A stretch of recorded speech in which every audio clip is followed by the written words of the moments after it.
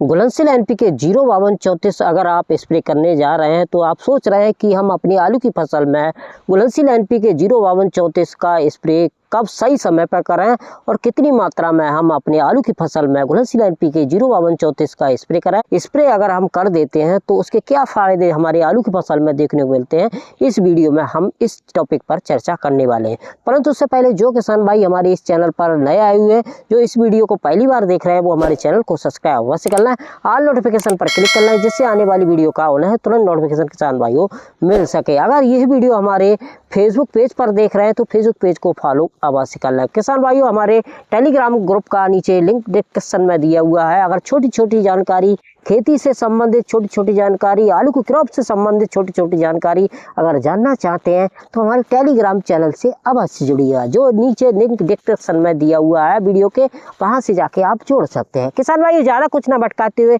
आते हैं अपने मेन टॉपिक पर। जब आपके आलू की अवस्था 55 से 60 दिन की अवस्था हो, उस समय आप अपने आलू की फसल में घुलनशील एनपीके 05234 का स्प्रे कर सकते हैं। क्योंकि घुलनशील एनपीके 05234 का अगर हम जल्दी स्प्रे कर देते हैं और हमारे पौधे की जो ग्रोथ है, बढ़वार अच्छी तरीके से पौधे की अगर हमारे आलू की फसल की नहीं हो पाई है और हमने घुलनशील एनपीके 05234 का स्प्रे कर दिया, तो घुलनशील एनपीके 05234 के स्प्रे करने से हमारी आलू की फसल की जो ग्रोथ है वो रुक जाती है। आलू में पीलापन कुछ देखने को मिलता है। जब हम 05234 का स्प्रे करते हैं तो विशेष ध्यान रखें कि आप अपने आलू की फसल में, जब आपकी आलू की अवस्था 55 से 60 दिन की अवस्था हो, उसी समय आप अपनी आलू की फसल में घुलनशील एनपीके 05234 का स्प्रे करें। और जब आपकी आलू की ग्रोथ बढ़ी हुई हो, उसी स्टेज पर आप घुलनशील एनपीके 05234 का स्प्रे करें। वरना आप 60 से 65 दिन की अवस्था पर भी, जब आपकी ग्रोथ है छोटी है, तो आप 60 से 65 दिन की अवस्था पर घुलनशील एनपीके 05234 का स्प्रे कर सकते हैं।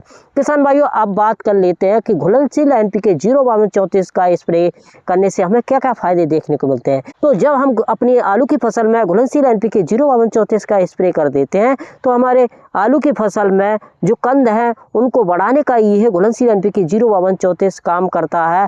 कंदों की जो क्वालिटी है उसे अच्छी तरीके से बढ़ाने का काम करता है। इसमें जो पोटास होता है वो किसान भाइयों हमारे कंद हैं उनकी शाइनिंग को, यानी कि चमक को बढ़ाने का काम करता है और उसमें कंदों में सुधार लाने का किसान भाइयों काम करता है। क्वालिटी में सुधार लाने का जो पोटास होता है इसमें 34% वो काम करता है। और इसमें जो 52% फास्फोरस होता है वो जड़ों को मजबूत करता है, पौधे को मजबूत करने का काम करता है। इसलिए आप अपने आलू की फसल में अगर घुलनशील एनपीके 05234 का स्प्रे करते हैं तो प्रकाश संश्लेषण की क्रिया है, जो फास्फोरस है वो बढ़ाने का भी काम करता है। अगर आप अपनी आलू की फसल में घुलनशील एनपीके 05234 का स्प्रे करते हैं तो यह जो कुछ फायदे थे आपको एक बार फिर बताने की मैं कोशिश करूं कि घुलनशील एनपीके जैसे ही आप अपने आलू की फसल में स्प्रे कर देते हैं तो एक तो कंद बढ़ते हैं, कंदों में चमक अच्छी देखने को मिलती है और क्वालिटीपूर्ण कंद देखने को मिलते हैं। जब क्वालिटीपूर्ण कंद होते हैं और चमक अच्छी देखने को मिलती है, एक समान कंद होते हैं, तो हमारे मार्केट रेट भी किसान भाइयों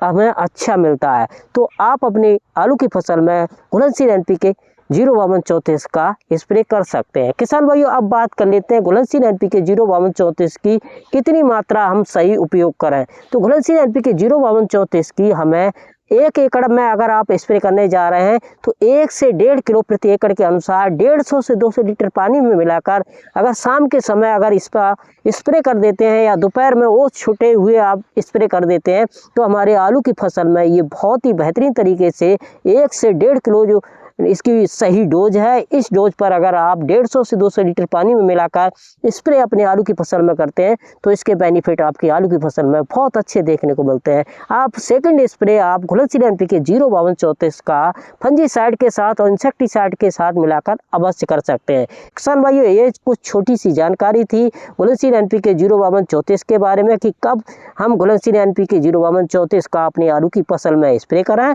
और कितनी मात्रा में करें, क्या क्या फायदे देखने को मिलते हैं। इस वीडियो में मैंने इस टॉपिक पर कवर किया। तो यह वीडियो अगर आपको अच्छी लगी हो तो और किसानों में इस वीडियो को ज़्यादा से ज़्यादा शेयर करिएगा। किसान भाई, फिर मिलते हैं एक नई वीडियो में नई जानकारी के साथ। तब तक के लिए जय किसान, जय जवान।